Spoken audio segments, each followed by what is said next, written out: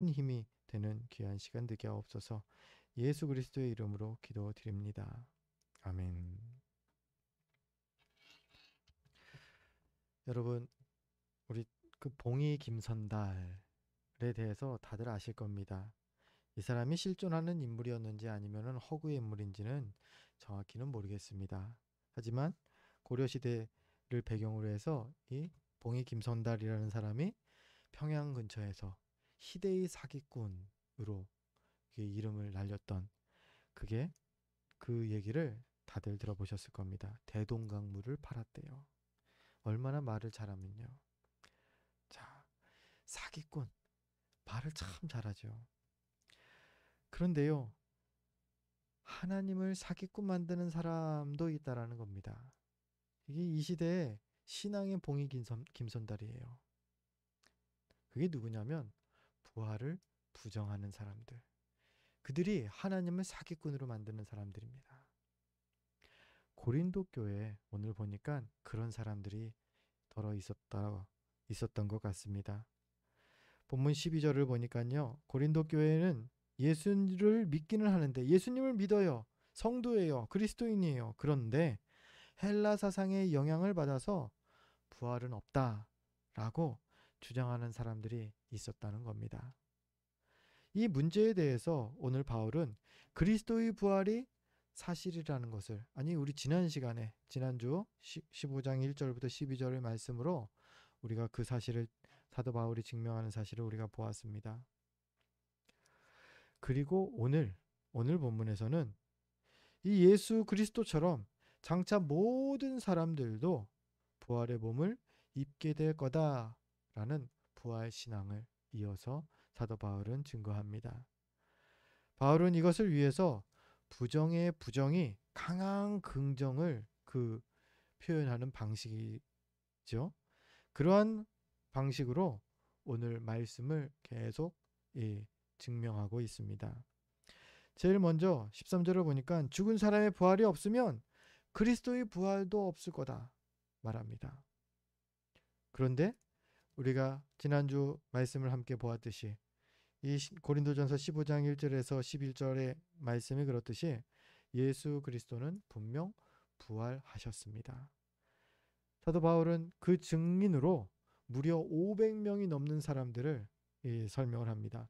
500명이 넘는 사람들이 그 부활의 주님을 목격했다. 게다가 무엇입니까? 그들 중에 대다수가 지금 살아있다. 산증인이라는 거예요. 거기다가 또 뭘 더 얹어요?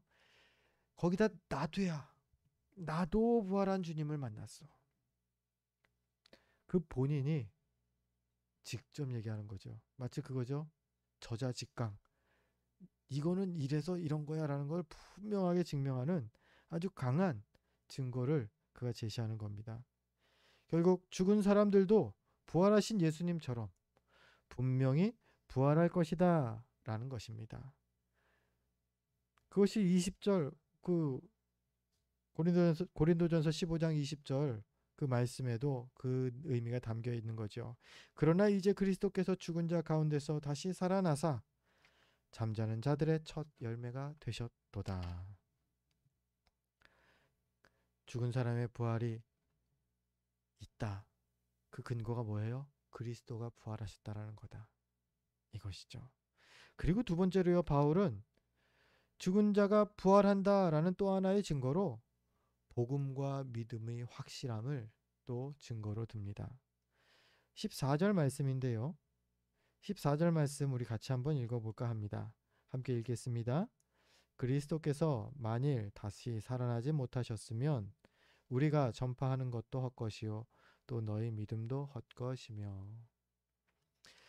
그리스도가 다시 살아나지 못하셨다면 무엇이 헛겁니까? 부활이 없다라고 한다면요, 전파하는 것, 즉 복음이 헛거고요. 그리고 우리 믿음, 우리 각자가 가진 믿음도 다 헛된 거라고 말하는 겁니다. 즉 복음과 믿음이 확고할 수 있는 건 부활이 확실하기 때문이다 라는 말이죠. 이런 가정을 한번 해보죠. 한 건장한 사람이 이 건강검진을 받으러 갑니다. 건강검진을 받으러 가서 검사를 하는데 뭐 눈, 코, 입기 다 정상이에요. 완전히 정상이고 뭐 이 신경계, 이 혈액 다 정상입니다. 뼈도 정상이에요. 다 정상입니다. 그런데 심장이 없습니다. 여러분, 그러면 그 사람은 어떤 사람입니까? 심장이 없으면 죽은 사람이죠. 다른 데가 다 정상이어도 다 건강해도 심장 없는 사람은 죽을 수밖에 없습니다. 그리스도의 부활, 이것은 기독교 신앙에서 심장과 같은 거라는 겁니다. 그런데 그리스도의 부활이 없다고 하는 겁니다. 다른 건 다 인정하는데 그리스도의 부활만 없다고 하는 겁니다. 그건 복음의 심장이 없는 것입니다. 그러고 나니까 그러니까 부활이 없으면 복음도 없는 것이고 믿음도 전부 헛된 게 되는 거다. 사도 바울이 14절에서 말하는 것이죠. 여러분, 백종원 씨 아시죠? 백종원 씨가 죽었답니다. 라고 석 달 전에 유튜브에서 한 유튜버가 이 기사를 올렸어요. 백종원이 사망했다는 소문. 여러분도 놀라셨죠? 다들 놀라지 않겠습니까? 백종원 씨 참 호감형이고 참 좋아요. 그런데 막 죽었다. 그 죽은 시체가 돈이 없어서 막 이거 장사를 못하고 있다. 막 이런 얘기가 막 그 인터넷에 떠돌았다는 겁니다. 요즘 유튜브에서는 이렇게 근거 없는 가짜 뉴스들이 막 판을 치죠. 참 분별하기가 힘든 세상입니다. 만일 여러분이 그렇다고 하십시오. 그 백종원 씨가 죽었대 하면서 딴 데 가서 그 가짜 뉴스를 지인들에게 계속 전하고 다녔다고 해보십시오. 그리고 또 다음 날은 이거래 또 가짜 뉴스를 듣고 또 다른 데 가서 다 전한다고 하십시오. 나중에 어떻게 될까요? 나중에 사람들이 가짜였다라는 것이 드러나면은 그 사람 말을 그 다음부터는 안 믿어줄 겁니다. 믿어주기 어렵죠. 부활 없는 복음이 딱 그런 겁니다. 부활이 없다면 이웃에게 지금 사도 바울이 아니 평생을 사도 바울이 복음을 증거하면서 다녔습니다. 그 고린도 교인들도 전도하면서 다녔겠지요. 그 전하는 복음은 가짜 뉴스가 된다라는 거예요. 15절 말씀이 이렇게 그 사실을 얘기하죠. 또 우리가 하나님의 거짓 증인으로 발견되리니 우리가 하나님이 그리스도를 다시 살리셨다고 증언하였습니다. 우리가 계속 예수님 부활하셨다 하면서 전도하고 다녔는데 만약 너희 말대로 부활이 없다면 우린 다 가짜 뉴스 퍼뜨리고 다닌 거짓말쟁이들이 된다. 결국 바울이 말하고자 하는 것은 이것이죠. 복음에는 예수님처럼 장차 죽은 자들도 부활할 거라는 부활 신앙이 담겨 있다라는 겁니다. 예수님이 부활하셨듯이 죽은 모든 사람, 우리들을 포함한 죽은 모든 사람들이 다시 부활을 하게 된다라는 겁니다. 이제 죽은 사람이 그 사도 바울은 두 번째로 이런 내용을 전합니다. 죽은 사람이 부활이 없다면 여전히 우리가 죄 가운데 있을 거다라는 거죠. 16절과 17절 말씀인데 이 말씀을 제가 읽겠습니다. 만일 죽은 자가 다시 살아나는 일이 없으면 그리스도도 다시 살아나신 일이 없었을 터이요. 그리스도께서 다시 살아나신 일이 없으면 너희 믿음도 헛되고 너희가 여전히 죄 가운데 있을 것이요. 바울은 무엇을 말합니까? 이 고린도 교회에서 부활이 없다고 주장하는 그들은 자기 모순에 지금 빠져 있는 거다. 설명합니다. 좀 된 얘긴데요. 저희 딸하고 같이 TV를 보고 있었습니다. 좀 됐습니다. 한 번은 TV를 보고 있는데 TV에 나쁜 남자가 나옵니다. 여자 친구를 아주 못되게 대하고 나쁜 게 한 남자가 나왔어요. 딸 가진 아빠의 심정이 어떻겠습니까? 우리 딸은 저런 남자 만나면 안 되는데. 그래갖고 조언해 줬습니다. 딸아, 남자 조심해라. 남자는 다 늑대다. 그랬더니 딸이 얘기합니다. 완전히 인터넷 꽁트 같은 그 답변을 해요. 아빠도 늑대야? 웃는 거예요.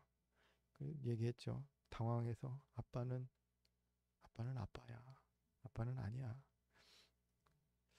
뭐 진짜 인터넷 그 꽁트 같은 얘기예요. 근데 실제로 대화가 되더라고요. 그렇게.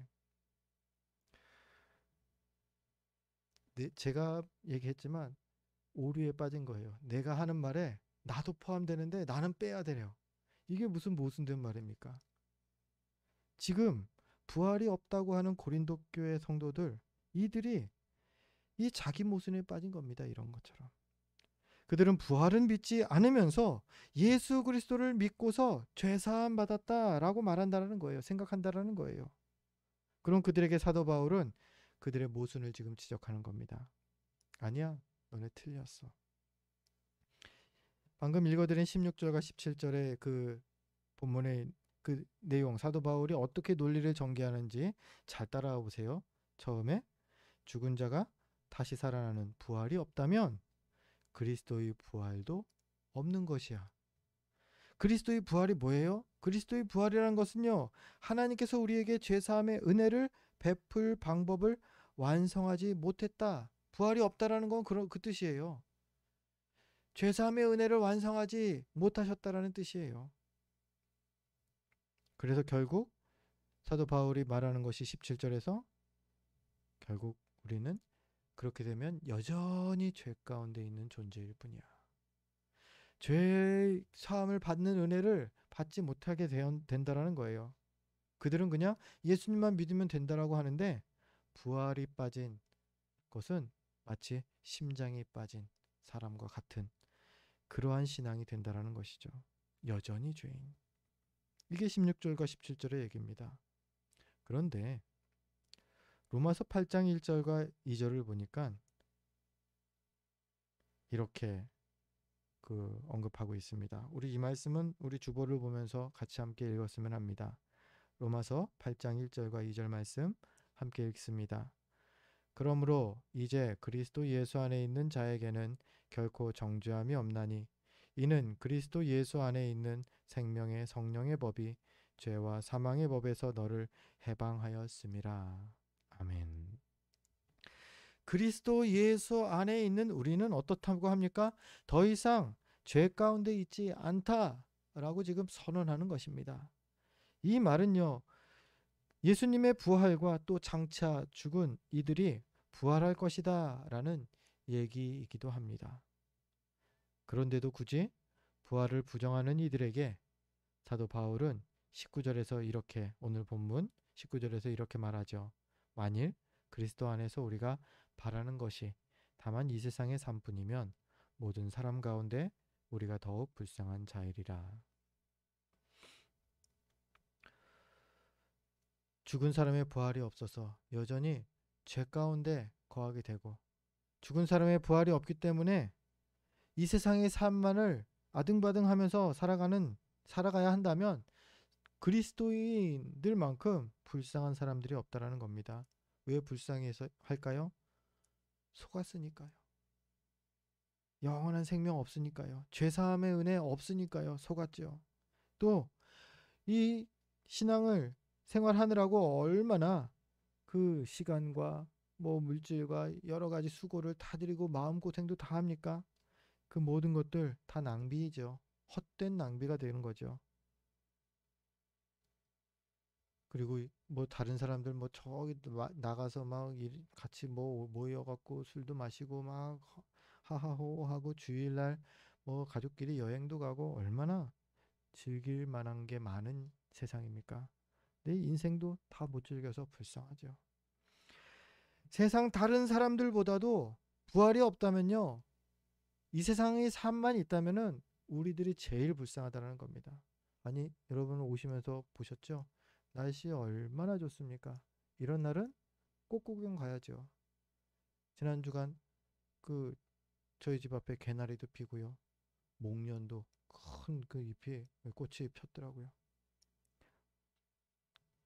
그런데 이 그 자리에 오셔갖고 이 귀한 시간에 여러분, 저와 여러분 같이 예배를 드리고 있죠. 세상 사람들이 보기엔 참 불쌍할 거예요. 마치 우리들이 그 이단에 빠진 피해자들, 이단에 빠진 사람들을 보면서 불쌍해하는 그런 심정으로 세상 사람들이 우리를 볼지도 몰라요. 만약에 부활이 없다면. 그럼 그들이 보는 그 시선이 맞다라는 거예요. 부활이 없다면 말이죠. 하지만 감사하게도 부활이 있기 때문에 성도는 불쌍하지 않습니다. 오늘 사도 바울도요. 사도행전 26장을 보니까 이제 모든 그 전도 여행을 다 마치고 이제 체포가 됩니다. 체포가 된 다음에 그때 유대를 다스리는 아그리빠 왕이라는 사람 앞에 나아가서 재판을 받게 됩니다. 그 심사를 받게 될 때에 사도 바울이 한 말이 이거예요. 29절에 자신을 변론해라 말했더니 이런 말로 마무리합니다. 그 사도행전 26장 29절을 제가 읽어드리겠습니다. 말이 적으나 많으나 당신뿐만 아니라 오늘 내 말을 듣는 모든 사람도 다 이렇게 결박된 것 외에는 나와 같이 되기를 하나님께 원하나이다. 나처럼 되면 좋겠다. 당신도. 나 너무 행복하니까. 나 너무 자랑스럽고 나 너무 기쁘고 이 삶은 성공한 삶이야. 사도 바울은 자신의 삶을 그렇게 평가하는 거예요. 오늘 말씀은 그만큼 죽은 자의 부활이 확실하다 말하는 것이죠. 그리고 이게 부활 신앙입니다. 죽은 자들이 다 부활하게 된다. 내가 부활하게 된다. 이 부활 신앙은요, 복음뿐만 아니라 우리 개개인의 믿음에 있어서도 심장같이 없어서는 안 되는 중요한 점입니다. 우리 안에 부활 신앙이 있어야 우리를 통해 전파되는 복음에 힘이 있고요. 또 우리 믿음이 무럭무럭 자라가는 것입니다. 그럼 이제부터 이 귀한 부활 신앙에 대해서 우리가 더 알아보도록 하겠습니다. 이 부활 신앙을 예수님께서 마태복음 22장에서 사두개인들에게 가르쳐 주시죠. 사두개인들은 어떤 사람들이에요? 부활을 믿지 않는 사람들이었습니다. 그들에게 예수님께서 부활에 대해서 설명을 하시는데 부활의 확실함을 그 마태복음 22장 28절과 29절에 이렇게 설명하십니다. 너희가 성경도 하나님의 능력도 알지 못하는 고로 오해하였도다. 부활 때에는 장가도 아니가고 시집도 아니가고 하늘에 있는 천사들과 같으니라. 부활 때 어떻다고요? 부활 때 우리 몸은요, 천사들과 같으니라. 천사들과 같은 몸이 된대요. 어떤 몸일까요? 그 특징이 뭘까요? 잘 모르겠습니다. 동해 번쩍 서해 번쩍 홍길동처럼 됩니다. 알면 그렇게 말씀을 드리고 싶은데 모르겠어요. 성경은 그 부활의 몸에 대해서 아주 단편적인 그 얘기들만 하고 있습니다. 하지만 분명한 것은 지금 우리가 가지고 있는 육체, 이 몸과는 조금 다를 것이다 라는 것입니다. 그 이유로 성경에는 예수님 외에도 죽었다가 다시 살아난 사람들이 그 몇몇 등장하지요. 구약시대 때 엘리야가 사렙다 과부의 아들이 죽었는데 그 아들을 살립니다. 또 뭐 신약으로 와보면요, 예수님께서 죽은 나사로를 살리는 그 장면은 유명하죠. 그리고 베드로도 죽은 사람을 살립니다. 사도행전을 보면요, 선행과 구제를 많이 한 여제자 다비다, 이 요빠성에 사는 다비다를 이제 죽은 여인을 베드로가 살립니다. 사도 바울도 또 사람을 살렸네요. 창에 걸터 앉아서 바울의 설교를 듣다가 졸지요. 유두고가. 그리고 졸다가 그 창 지붕에서 떨어져서 그 자리에서 죽었는데 그를 바울이 그 자리에서 살립니다. 전부 다시 살아난 거예요. 근데 여러분 좀 이상하지 않습니까? 그러면 이 사람들이 부활한 거라고 성경이 말하냐? 부활이라는 단어를 쓰고 있지 않다는 거예요. 부활, 다시 살아난다. 부활 아닙니까? 그 부활과 이 부활이 다르다라는 거예요. 성경이 우리에게 가르쳐주는 부활은 이렇게 육체로 다시 살아나는 부활과 다르다라는 겁니다. 뭐 요즘 시대에도 그렇게 다시 살아나는 사람들이 있죠. 뭐 죽었다가 장례식을 하려고 하는 찰나에 막 관을 막 퉁퉁퉁퉁 두들겨서 살아났다라는, 자기가 뭐 어디 천국 갔다 왔다 뭐 그런 얘기들도 들어보셨죠. 그럼 그 사람들이 부활한 것이냐? 부활이라는 단어를 아꼈습니다. 그때는 그렇게 부활이라는 표현을 쓰지 않습니다. 게다가 이 사람들은 예수님처럼 부활의 증거로 사도 바울이 언급도 하지 않고 있어요.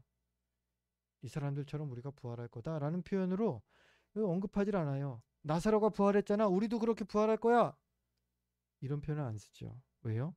그 이유는요. 그들의 몸이 부활의 몸이 아니기 때문이죠. 그들은 모두 언젠가 또다시 육체의 죽음을 맞이했을 것입니다. 그런데 성경은 우리 부활의 몸은 그러지 않을 것이다라는 거죠. 부활하신 예수 그리스도의 몸과 같을 것이다. 성경은 우리에게 설명합니다. 고린도전서 15장, 우리 같은 장인데요. 42절 부분에 보면요. 이렇게 기록되어 있습니다. 죽은 자의 부활도 그와 같으니 썩을 것으로 심고 썩지 아니할 것으로 다시 살아나며, 이어지는 44절에 이렇게 기록됩니다. 육의 몸으로 심고 신령한 몸으로 다시 살아나나니 육의 몸이 있은즉 또 영의 몸도 있느니라. 우리의 몸이 육체의 몸이라는 거예요. 육의 몸이라는 겁니다. 지금. 그런데요. 다시 우리가 부활하게 될 때는요. 죽은 자의 부활은요. 이 육의 몸으로 부활하는 게 아니라 신령한 몸으로 부활하게 된다는 거죠. 이 몸이 정확히 어떤 것이냐? 천사들과 같은 몸. 그러면 더 정확하게는요. 예수님께서 보여주신 그러한 모습, 그 정도까지밖에 성경은 우리에게 그 몸에 대해서 언급하고 있지를 않습니다. 중요한 것은 지금의 몸, 육의 몸과 다르게 신령한 몸을 부활의 날 때에 입게 될 것이다 라는 겁니다. 그러면 누가 부활하죠? 우리 믿는 사람들만 부활하는 거죠? 그렇게 오해하시면 또 안 됩니다. 의인과 악인 모두가 부활의 날 다시 살아나게 된다. 성경은 말하죠. 그게 고린도전서 15장 22절 말씀이죠. 15장 22절, 우리 가까우니까 우리 같이 한번 좀 읽어볼까요? 함께 읽겠습니다. 아담 안에서 모든 사람이 죽은 것 같이 그리스도 안에서 모든 사람이 삶을 얻으리라. 모든 사람이 그래요. 모든 사람이 아담으로 인하여서 죽은 것 같이 모든 사람이 그리스도 안에서 다시 살아난다. 그리고 의인과 악인이 모두 부활한 다음에 그 다음이 다르죠. 그 후에 모두가 하나님 앞에서 선악간의 심판을 받게 되는데, 의인은 그때 천국에서 영생을 누리게 되고 악인은 영원한 형벌을 받게 된다. 성경은 우리에게 정확하게 말하고 있습니다. 결국 그리스도로 의롭게 된 우리에게 부활의 날은 소망이고요. 기쁨이고요. 믿음의 여정을 끝까지 감내할 수 있게 하는 에너지가 되는 것입니다. 반대로요. 악인들에게 부활은 슬픔이고요. 절망이고요. 영원한 형벌의 시작이 되는 것이죠. 바라기는 우리는 부활의 신앙을 끝까지 품고 끝까지 승리하게 되는 저와 여러분 되시기를 주의 이름으로 축원드립니다. 그리고 이 부활을 우리가 믿는다면은, 부활 신앙을 갖고 있다면은 우리가 두 가지에 힘써야 할 것입니다. 첫 번째는 그 생명 안에서 자라가기를 힘써야 합니다. 우리가 장차 그리스도처럼 부활의 몸을 입게 될 것을 믿는다면은 매일매일의 삶에서 우리를 사망으로 인도하는 죄에 빠지지 않도록 항상 힘써야 합니다. 이렇게 죄를 멀리하면서 한편으로는 생명 되시는 예수 그리스도께 딱 붙어서 우리 속사람이 자라가는 것이죠. 마치 예수님께서 요한복음 15장에서 그 말씀하셨던 것처럼 포도나무와 가지의 관계처럼 우리가 주님과 딱 붙어 있는 가지가 되어서 하루하루를 이 땅에서 살아가야 한다는 것입니다. 그럴 때 주님께서 필요한 양분도 주시고요. 주님께서 필요한 도움도 주시고요. 꼭 붙어 있을 때에 생명을, 열매를 맺게 해주시는 것입니다. 고린도전서 15장 마지막 부분입니다. 57절 말씀을 보면은 이렇게 기록되어 있죠. 우리 주 예수 그리스도로 말미암아 우리에게 승리를 주시는 하나님께 감사하노리. 우리가 그리스도께 딱 붙어 있을 때에 주님께서 우리에게 승리를 주실 것입니다. 죄의 유혹을 이기게 하실 거고요. 고난과 아픔도 넉넉히 이길 수 있게 해 주실 것입니다. 그뿐이 아닙니다. 주님께서 예비하신 참 평안을 누리게 또한 하실 거고요. 그 은혜 안에서 자라가게 하실 것입니다. 부활 신앙 안에 있을 때에 말이죠. 우리 주님께 꼭 붙어서 날마다 승리하시길 바랍니다. 또 부활을 믿는다면요. 생명 안에서 우리가 자라가기를 붙어 있어서 힘쓰기 뿐만 아니라 나그네의 삶을 살기를 힘쓴다는 것입니다. 참 세상이 참 치열합니다. 그래서 이 세상을 참 치열하게 사는 사람들이 많습니다. 이게 뭐 성실하게 사는 거하고는 조금 우리가 구분을 두었으면 합니다. 치열하게. 다른 거에 한눈 팔지 않고 오직 이 사는 데만 이 악착같이 이 힘쓰는 그런 사람들. 신앙생활이요? 신앙생활 할 시간도 없죠.